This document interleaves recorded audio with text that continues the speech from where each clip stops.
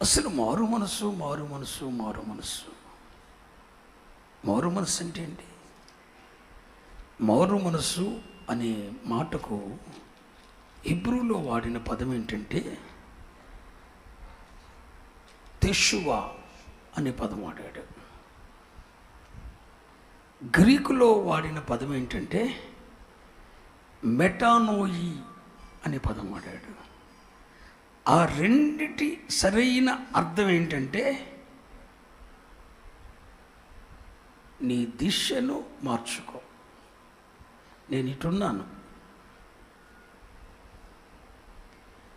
ఇటు లోకం ఉంది, పాపం ఉంది, అపవిత్రత ఉంది, శరీర కార్యాలు ఉన్నాయి. నన్ను నిత్య మహిమకు దూరం చేసేవన్నీ ఇటున్నాయి. నిత్య మహిమకు దూరం చేసేవన్నీ ఈ దిశలో ఉన్నాయి. ఆ వైపు నేను వెళ్తున్నాను. శరీరాశలు, నేత్రాశ, జీవపుడమము, శరీర ఇచ్చలు, కోరికలు, నా శరీర కోరికలన్నీ తీర్చగలిగినటువంటి ఇటున్నాయి. నేను ఈ మార్గం గుండా వెళ్తున్నాను. ఈలోపు ప్రభు నన్ను దర్శించాడు. ప్రభు నాతో మాట్లాడాడు.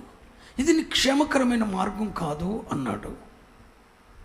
నిజంగా నేను మారు మనసు పొందితే ఏం చేయాలి? ఈ దిశగా వెళుతున్న నేను వెంటనే నా దిశను మార్చుకోవాలి. పూర్తిగా నా దిశను మార్చుకోవాలి.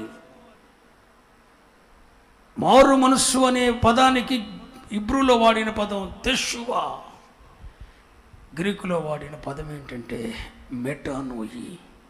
అంటే అర్థం ఏంటంటే, ఒరు బాబు, ఈ దిశగా వెళ్తున్నావు, ఈ దిశగా వెళ్ళేది నిన్ను నిత్య నరకానికి తీసుకొని వెళ్తుంది, నిత్య మహిమకు నిన్ను దూరం చేస్తుంది.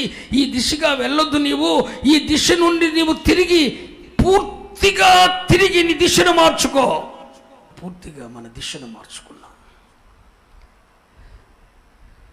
తప్పిపోయిన కుమారుడు తండ్రికి దూరమై వెళ్ళిపోయాడు. అట్టడుగు స్థాయికి వెళ్ళిపోయాడు.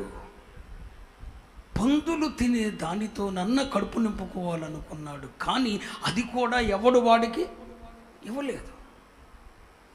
అంత అట్టడుగు స్థాయికి వెళ్ళిపోయిన అతడు ఇక ఈ మార్గం గుండా వెళ్తే నేను నశించిపోతానని తెలుసుకున్న అతడు వెంటనే ఆ దిశను మలుచుకొని నేను తిరిగి నా తండ్రి వద్దకు వెళ్తాను. హల్లెలూయా. నేను మరలా తిరిగి నా తండ్రి వద్దకు వెళ్తాను. నేనైతే ఇక్కడ ఆకలితో చచ్చిపోతున్నాను. ఇప్పుడు మరలా నేను తిరిగి తండ్రి వద్దకు వెళ్తాను.